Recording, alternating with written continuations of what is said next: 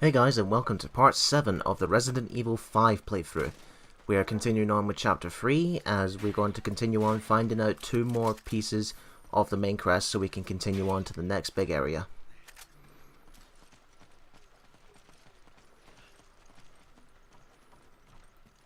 I'm taking this as where the local villagers used to live before they got affected by this plagas as well. Surprised the chickens aren't affected actually. Yeah, he was in the way, I just had to get him. Mind you, it's not the chickens from Legend of Zelda. But hey, at least I saved them a future pain where if they ever get infected, they won't have to suffer if they're already dead. Yeah, I'm a fucking animal.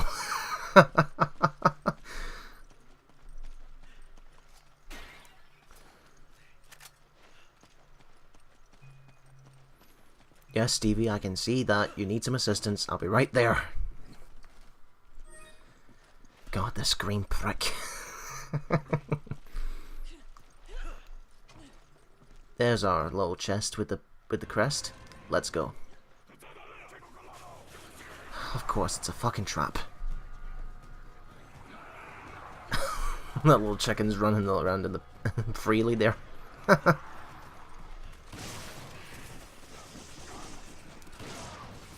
The weapons that these guys have, though, they are ranging from spike shields to spikes.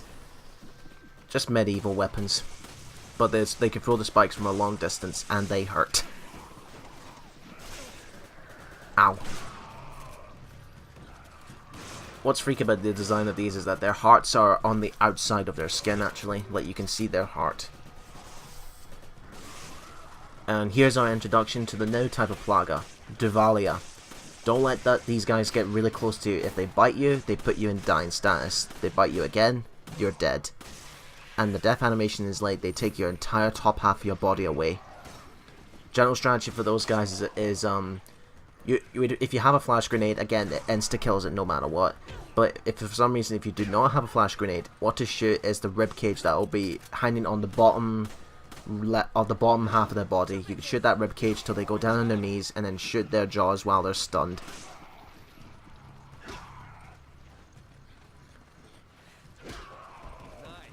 There's me and Stevie showing off the free hit combos we just love to do.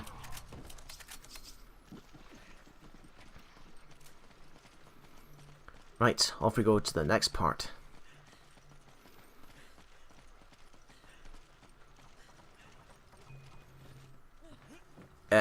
Stevie, no, get it, I'm driving.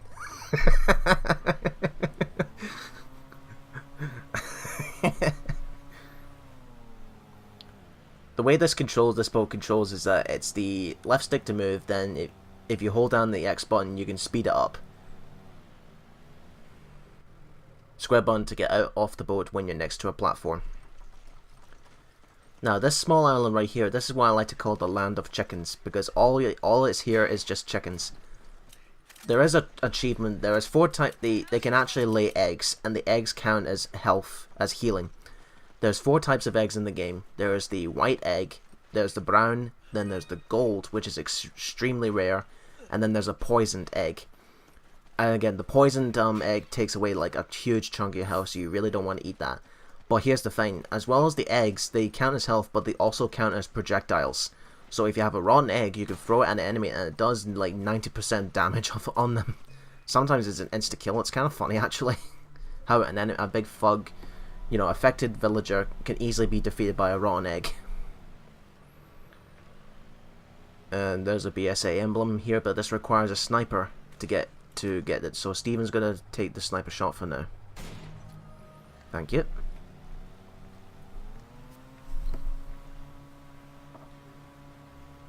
Now, before we go and get the last crest, we're going to go into this small sunken ship here, where there's going to be a very special weapon that we can pick up and we're going to use later on. Any guesses as to what it is, folks? Big silvery chest. Hey, it's a rocket. The rocket launcher is a high powerful weapon. One shot only. You can only get the infinite rocket launcher if you beat the entire campaign of Resident Evil 5 in less than 5 hours. But once you get the infinite rocket launcher, it's theirs for forever. Speaking of infinite ammo, you can actually buy those when you fully max out all your weapons. You can, and after getting a huge tons of points from playing the game, getting money and all that, you can actually unlock infinite ammo for all your weapons. So say you can have infinite handgun, shotgun, machine gun, sniper rifle, and magnums. And the amount of times that I would join lobbies online to see if there was anybody who needs assistance, and you can even if they're playing on veteran or professional, they always have these specific weapons: a shotgun at infinite ammo, an infinite rocket launcher, or an infinite magnum. That's it. with all their inventory covered with nothing but first aid sprays.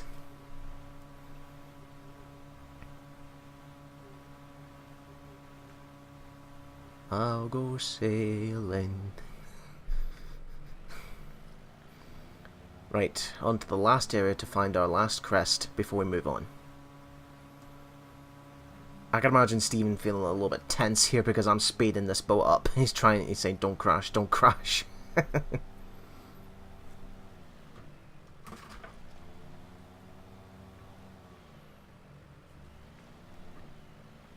Now, on that tree is a little beetle. Only Steven can pick that up.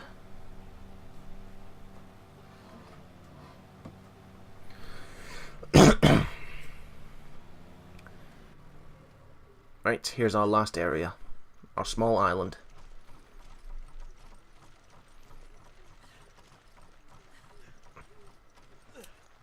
This can't be a trap, surely.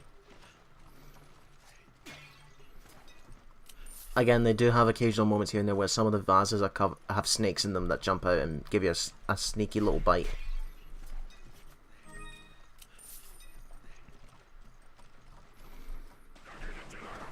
Oh boy. Oh, that's another thing they're missing in terms of designs as well. They're missing their nose and their lips are gone. All you see in their faces is it's from forehead, eyebrows, eyes, and then you see the skeleton bone of the nose and the teeth.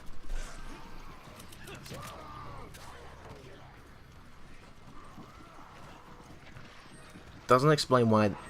No, correction. Maybe they probably got the grey skin from the infection. Maybe that's what it was.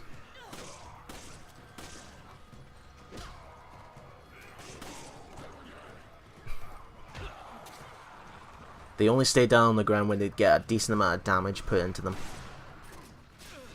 Ow! That bastard.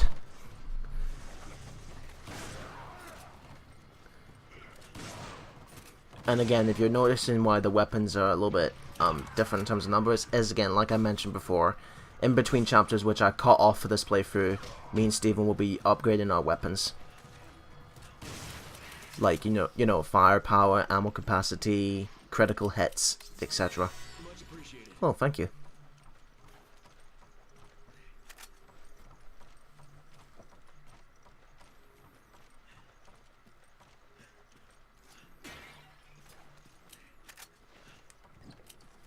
There's our final piece, and now we can head to the main door. Right, let's get out of here.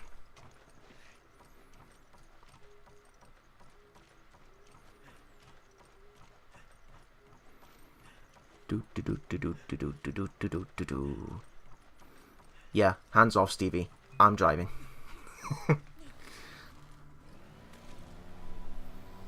You're going to be my eyes for this bit, because this last bit where they try to barricade you in, it requires one person to control the boat, the other has to be a sniper. So I'll let Steven have his moment to shine here.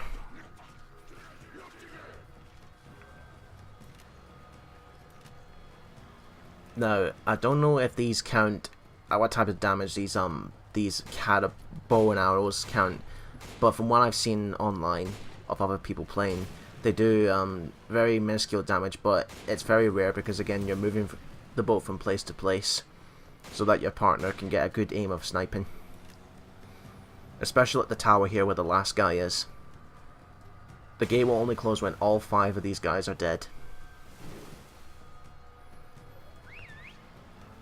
Yeah, that was Steven giving a wee whistle there.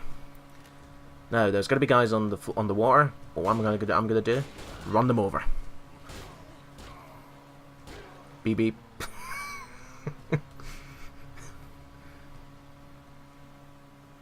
Here's at this point, Steven's thinking, Andrew, slow down, slow down, slow down. Yeah, you can totally scare your partner with that. Here's our main door. Let's put these 4 pieces in. Door's unlocked, and we can move on.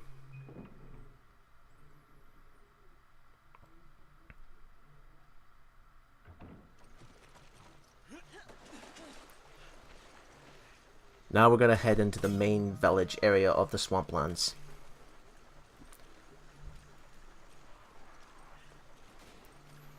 The crows are still here. Thanks.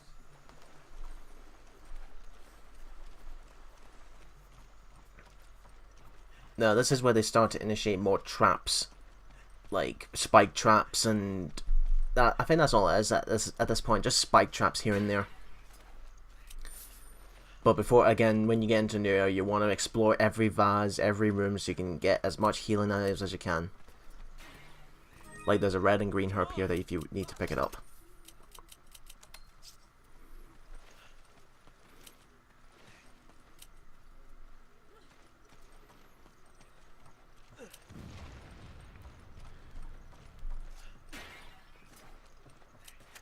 Handgun ammo. Again, with the partner, you can also exchange items if you want to use them. Like, say for example, let's say you have hand grenades, but you don't really want to use them. You can ask your partner to swap the hand grenades for more ammunition, like so. There you go, Stevie. The red herb's yours. There you got a full healing item.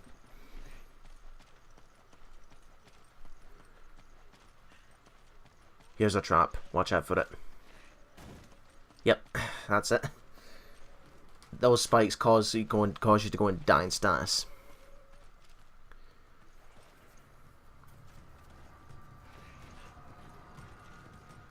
Here they come. Gee, more mooks we fought before. This is not. This is terrifying. Not.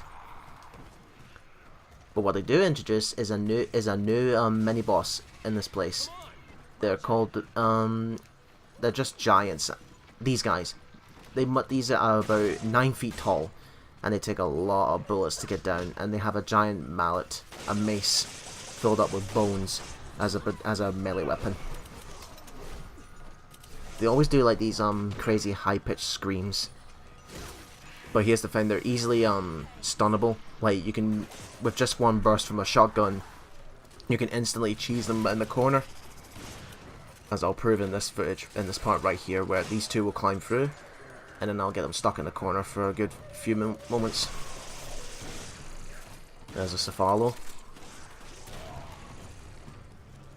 Yeah, he went flying because of the hand grenade. And again, you know it's dead when you see the blue line. These guys always drop a blue heart-shaped gem, which again is worth a fuck ton of money, but not as much as the white diamond. Each type of gem has its own different type of color, like from a ruby to a sapphire to a diamond. And again, depending on the type, it gives you more money when you sell it in between chapters in the upgrade system. Oh, Steven's looking a little bit low on health there. Not to worry. Yeah, I'm going to stick with the bolt action rifle for now, until later on. Some people seem to have a problem with the bolt action rifle, but I don't find it that much of a challenge. Yeah, I will agree it's not as a fast paced as the semi-automatic, but that's the point. It's bolt action. Here's me cheesing him. Stuck in a corner, he can't do anything. Shotgun punch, shotgun punch. Well, that's me cutting through him now. And he's dead.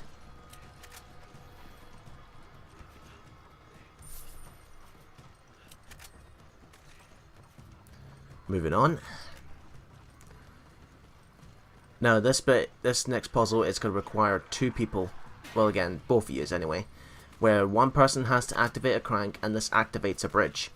But here's the thing: if they let go of that crank, the bridge will collapse, and down below it is spikes which will kill you.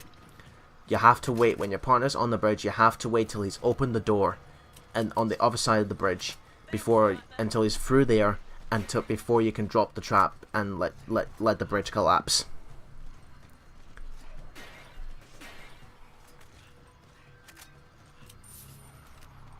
And I think this is me where Steven and I are a little bit confused on who's going for the trap, because when we recorded this footage about a month ago, we did not have our headsets, because if we did, then it would have recorded our voices, so we didn't want that. We wanted to record the in-game footage as best we can.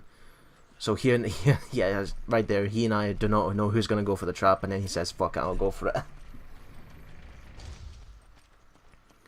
So he has to keep that position until I get across the bridge.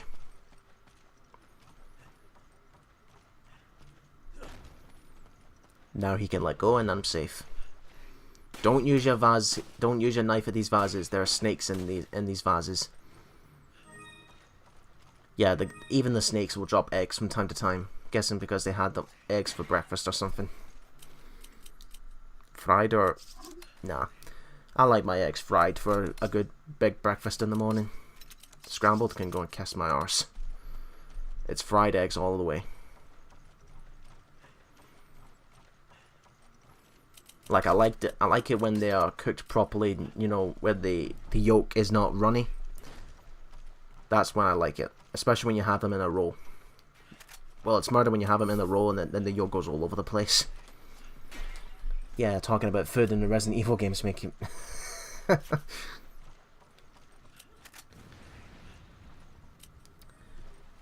Here's our last bit of the chapter, just a few occasional scooping around for any more treasure that we find.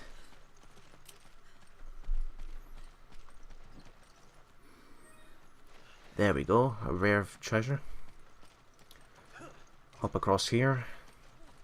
2 more vases here, and then we go into this would you call it an elevator? It's one of those things you use in the ski trips. You know, it takes you across the mountains. And with that, I'll see you guys in part 8. Toodles.